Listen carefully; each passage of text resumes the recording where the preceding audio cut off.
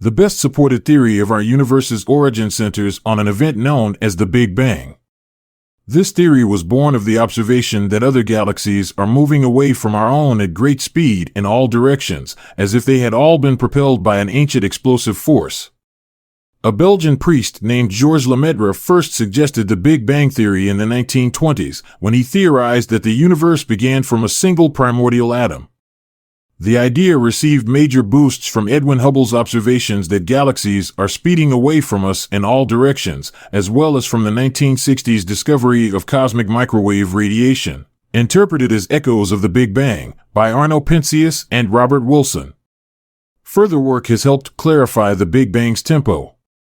Here's the theory. In the first 10 to the power of negative 43 seconds of its existence, the universe was very compact, less than a million billion billionth the size of a single atom.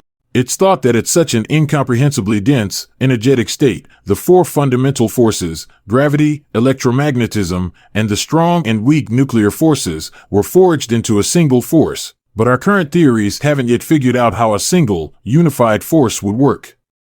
To pull this off, we'd need to know how gravity works on the subatomic scale, but we currently don't. It's also thought that the extremely close quarters allowed the universe's very first particles to mix, mingle, and settle into roughly the same temperature. Then, in an unimaginably small fraction of a second, all that matter and energy expanded outward more or less evenly, with tiny variations provided by fluctuations on the quantum scale. That model of breakneck expansion, called inflation, may explain why the universe has such an even temperature and distribution of matter. After inflation, the universe continued to expand, but at a much slower rate. It's still unclear what exactly powered inflation. As time passed and matter cooled, more diverse kinds of particles began to form, and they eventually condensed into the stars and galaxies of our present universe. By the time the universe was a billionth of a second old, the universe had cooled down enough for the four fundamental forces to separate from one another. The universe's fundamental particles also formed. It was still so hot, though, that these particles hadn't yet assembled into many of the subatomic particles we have today, such as the proton. As the universe kept expanding, this piping hot primordial soup, called the quark-gluon plasma, continued to cool. Some particle colliders, such as CERN's Large Hadron Collider, are powerful enough to recreate the quark-gluon plasma. Radiation in the early universe was so intense that colliding photons could form pairs of particles made of matter and antimatter, which is like regular matter in every way except with the opposite electrical charge. It's thought that the early universe contained equal amounts of matter and antimatter.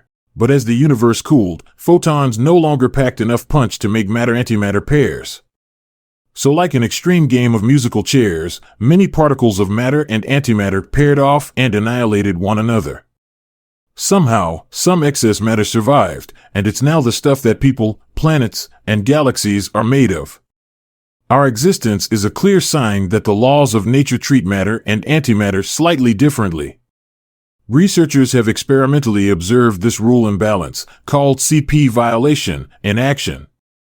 Physicists are still trying to figure out exactly how matter won out in the early universe. Within the universe's first second, it was cool enough for the remaining matter to coalesce into protons and neutrons, the familiar particles that make up atoms' nuclei. And after the first 3 minutes, the protons and neutrons had assembled into hydrogen and helium nuclei. By mass, hydrogen was 75% of the early universe's matter, and helium was 25%. The abundance of helium is a key prediction of Big Bang theory, and it's been confirmed by scientific observations. Despite having atomic nuclei, the young universe was still too hot for electrons to settle and around them to form stable atoms. The universe's matter remained an electrically charged fog that was so dense, light had a hard time bouncing its way through. It would take another 380,000 years or so for the universe to cool down enough for neutral atoms to form, a pivotal moment called recombination. The cooler universe made it transparent for the first time, which let the photons rattling around within it finally zip through unimpeded. We still see this primordial afterglow today as cosmic microwave background radiation, which is found throughout the universe. The radiation is similar to that used to transmit TV signals via antennae. but it is the oldest radiation known and may hold many secrets about the universe's earliest moments. There wasn't a single star in the universe until about 180 million years after the Big Bang.